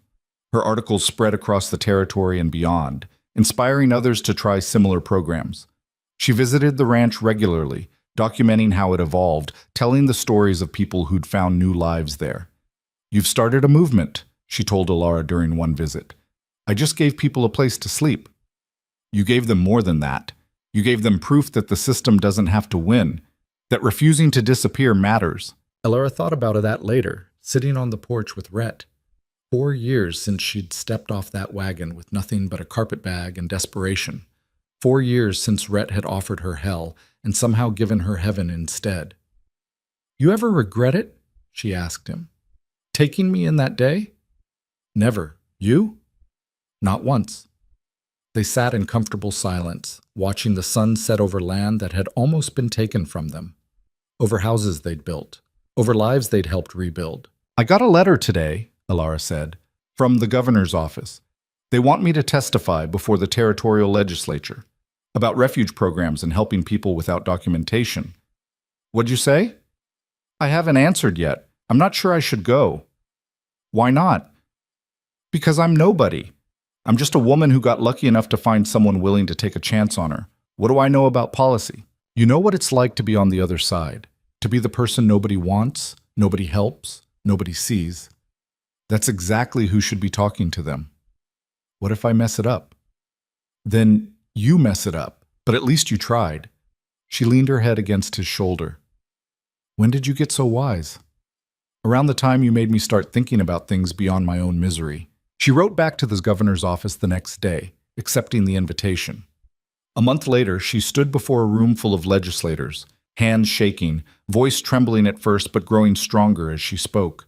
She told them about arriving in Coldwater with nothing, about doors slamming in her face, about Rhett offering her work when nobody else would, about how close she'd come to disappearing, to becoming just another forgotten person ground up by a system that didn't care. "I'm not special," she said. "I'm not extraordinary. I'm just someone who refused to give up. And I got lucky. I found someone willing to stand with me. But there are thousands of people who aren't that lucky. Thousands who work just as hard, who want just as badly to build a life, but who never get the chance because they don't have the right papers, or the right name, or the right connections. She looked around the room, meeting eyes, refusing to shrink. You can't fix that overnight. I know that. But you can stop making it worse.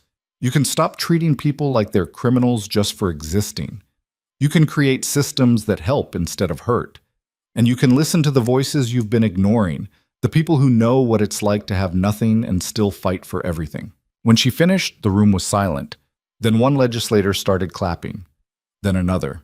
Within seconds, most of the room was applauding, and Alara stood there, overwhelmed, realizing that maybe her voice mattered after all. The testimony didn't change everything overnight, but it planted seeds. Within a year, the territory had passed new laws, making it easier for people without documentation to work legally. Not perfect laws. There were still hurdles, still barriers, but better than what had been. More refuge programs opened. Some failed. Some thrived. The movement Alara and Rhett had accidentally started kept growing, kept evolving, kept helping people who needed it most. 5 years after Alara arrived in Coldwater, the ranch had become something she never could have imagined. 12 houses now. A school where residents could learn to read and write, a workshop where they learned trades. Over 100 people had passed through, and about half had moved on to build lives elsewhere. The others stayed, becoming part of the community, helping new arrivals the way they'd been helped. Emma, the young woman who'd given birth at the ranch, now helped run the place alongside Alara. Her daughter, 5 years old now, ran through the yard laughing, calling Alara Aunt Ellie and climbing into Rhett's lap whenever he sat down. "She's going to be spoiled," Alara told him, watching him read to the little girl. Good. Someone should be. Rosa's garden had expanded to cover 2 acres, producing more food than they could use. She'd started teaching classes, showing others how to grow their own. James had built a proper workshop and was training apprentices in carpentry. The ranch wasn't just surviving anymore, it was thriving. But success brought its own challenges. Some people in Coldwater still resented what the ranch represented. There were complaints about property values, about those people living so close to town, about standards being lowered. One town council member, a young man named Harrison who'd moved to Coldwater after the fire, proposed ordinances that would have made operating the refuge nearly impossible. Capacity limits, zoning restrictions, requirements so onerous they couldn't possibly comply. Alara attended the town meeting where the ordinances were being discussed. She sat in the back listening to Harrison talk about community standards and quality of life and protecting our town's character. When it was time for public comment, she stood up. "My name is Alara Calder. Some of you know me. Some of you wish you didn't. But I've lived here for 5 years now, and I've watched this town change. I've watched it go from a place where one man controlled everything to a place where people actually have a voice, where standing up to power is possible, where helping your neighbor isn't considered radical." She moved to the front of the room. These ordinances aren't about protecting anything.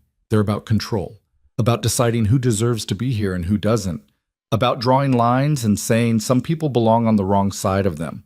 I've been on the wrong side my whole life, and I'm here to tell you those lines are bullshit. Someone gasped. Harrison's face turned red, but Alara kept going. "The people living at our ranch aren't lowering your property values. They're working, contributing, building lives. They're your neighbors, whether you like it or not. And if you pass these ordinances, you're not protecting this town. You're destroying the best thing about it, the fact that it's finally becoming a place where everyone gets a chance." She sat down, heart pounding. The room erupted in argument, some agreeing, some furious, everyone with an opinion. The vote was close, but the ordinances failed, barely. Walking out of that meeting, Peterson caught up with her. "That was something," he said. "Was it stupid? Maybe, but it worked. Next time might be different." "Then you'll fight next time too. That's what you do." She thought about that on the ride home. Fighting. That's what her whole life had become. Fighting to exist, fighting to stay, fighting to help others do the same. It was exhausting, but it was also the only thing she knew how to do. Rhett was waiting on the porch when she arrived. "How'd it go?" "We won, barely." "But you won." "For now." She sat beside him. "I'm tired, Rhett.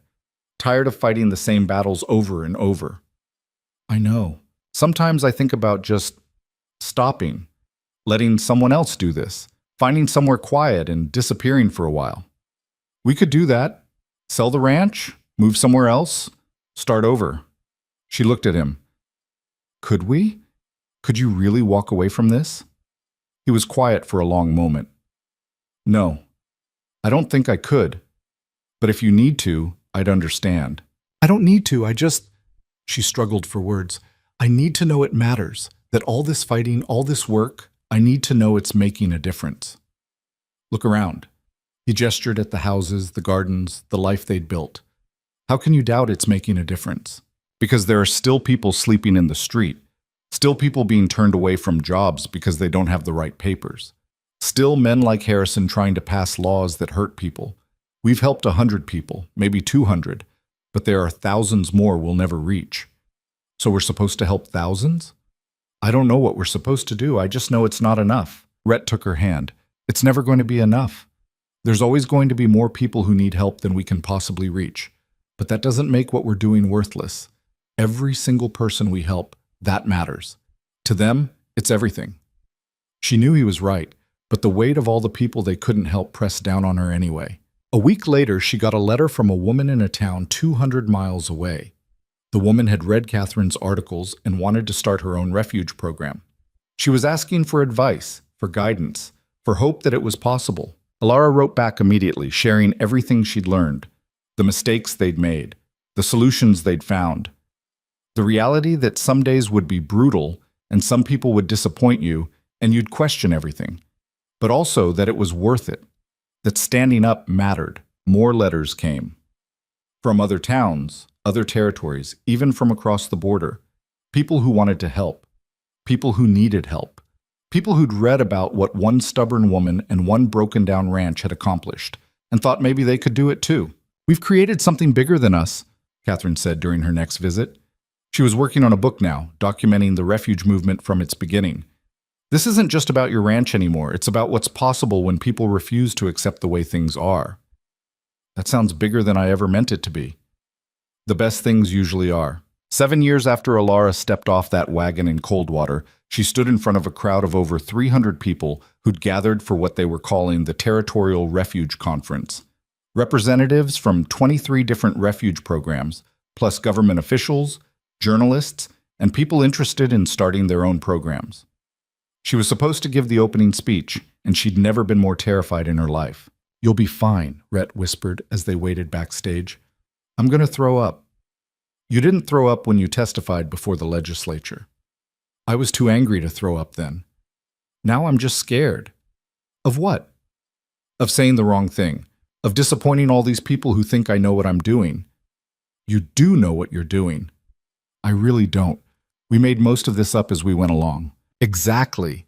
That's what you tell them, that there's no perfect way to do this. You just start, and you figure it out, and you don't give up."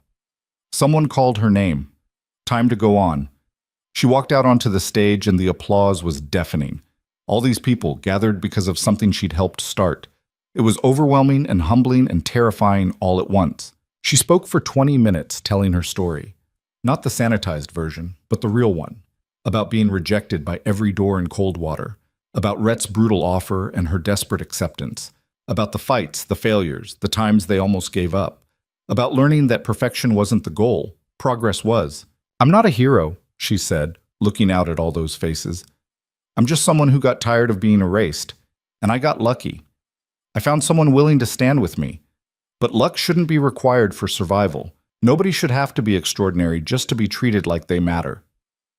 She talked about the refuge program, about what worked and what didn't. About the importance of dignity over charity. About listening to the people you're trying to help instead of deciding what they need.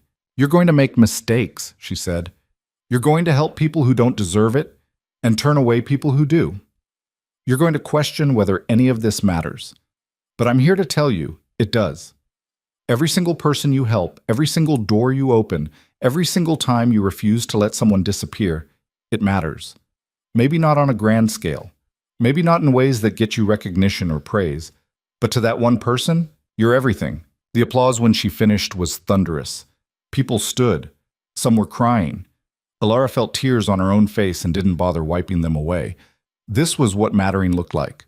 Not being perfect, not saving everyone, just refusing to give up on the idea that everyone deserved a chance. After the conference, she and Rhett drove back to the ranch in comfortable silence. The sun was setting, painting the sky in shades of orange and pink, and Alara watched it through the wagon window, feeling something settle in her chest. Peace. That's what it was.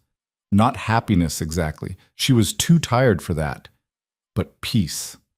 The sense that what they were doing mattered, even if it was messy and imperfect and would never be enough. "What are you thinking?" Rhett asked. "That I love you. That I'm grateful. That I can't believe this is my life." "Good things or bad things?" "All good things." They arrived at the ranch as darkness fell, and Alara stood in the yard for a moment, looking at everything they'd built. The houses with lights in the windows. The sounds of people talking, laughing, living. The garden Rosa had worked so hard on. The workshop where James taught his apprentices. This was home, not just for her, but for dozens of people who'd had nowhere else to go. Emma came running out with her daughter. "How was the conference?" "Big, loud, overwhelming. Did you inspire people?" "I hope so. Mostly, I just told them the truth." "That's the most inspiring thing you can do." That night, lying in bed, Rhett asked the question she'd been asking herself for years. "Was it worth it? Everything we've been through?" Alara thought about it. The fear, the fights, the night she'd been certain they'd lose everything. The people they'd helped who'd turned around and hurt them. The endless exhaustion of trying to keep the ranch running. But she also thought about Rosa's garden, about James's workshop, about Emma's daughter, who would grow up knowing that people had fought for her mother when she needed it most. About the 100+ people who'd passed through this place and built lives they never would have had otherwise. "Yeah," she said finally. It was worth it. 10 years after Alara arrived in Coldwater, she stood in the same spot where the wagon had left her. The town looked different now, rebuilt after the fire, thriving in ways it hadn't before. But more than that, the people looked different. They nodded at her on the street, stopped to chat, treated her like she belonged, because she did belong. She'd fought for that belonging, bled for it, refused to let anyone take it away. And in doing so, she'd proven something important, that belonging wasn't something you were given. It was something you claimed. She walked to the sheriff's office. The sheriff had retired years ago, replaced by a younger man who actually seemed to care about justice, and filed paperwork for another expansion of the refuge program. They were planning to add housing for families, not just individuals. A bigger school, maybe even a medical clinic if they could find funding. The new sheriff, a man named Thomas, looked over the paperwork and stamped it approved. "You're doing good work, Mrs. Calder." "We're trying. It's more than that. You're changing things, making this place better." She thought about that on the walk back to the ranch. Change. That's what she'd done. In the end. Not all at once. Not perfectly. But steadily, stubbornly, refusing to quit even when it would have been easier. Rhett was in the yard when she got back, teaching a new arrival how to mend a fence. He looked up when he saw her, smiled that rare smile, and went back to work. This was her life now. Teaching people how to stand up, how to fight for themselves, how to refuse to disappear. It wasn't the life she'd imagined when she stepped off that wagon 10 years ago with nothing but a carpetbag and desperation. It was better. Harder, messier, more complicated, but better. Because she'd learned something in those 10 years. Something that had saved her life and changed everything. You don't need permission to matter. You don't need papers or connections or the right last name. You just need the courage to stand your ground and the stubbornness to refuse when the world tells you to disappear. That's what she'd done, and that's what she'd taught dozens of others to do. And maybe that was enough. Maybe it would never solve all the problems or fix all the broken systems or save all the people who needed saving. But it was something. It was real. It mattered. Years later, when people asked Alara to tell her story, she always started the same way. With that wagon leaving her in the middle of nowhere and her decision to refuse to disappear. She talked about Rhett's impossible offer and her desperate acceptance. About learning that survival wasn't about being perfect. It was about being stubborn. But she always ended the same way too. With a simple truth that had taken her years to understand. You are not what the world says you are. You are what you refuse to stop being. And if you refuse to disappear, if you stand your ground even when everything tells you to run, you can build something that lasts. Not a perfect life, not an easy life, but a life that matters. And in the end, that was everything. Alara Calder had learned to exist in a world designed to erase her. And in doing so, she'd built something that would outlive her, a place where others could learn the same lesson, where being nobody didn't mean you deserved nothing, where standing your ground could change everything. The ranch still stood, the people still came, the fight continued. And Alara Quinn, the woman who'd once had nothing, who'd been rejected by every door, who'd been told in 1,000 different ways that she didn't belong, had become exactly what she'd always needed, proof that refusing to disappear was enough. That one stubborn woman and one impossible choice could change the world. One person at a time,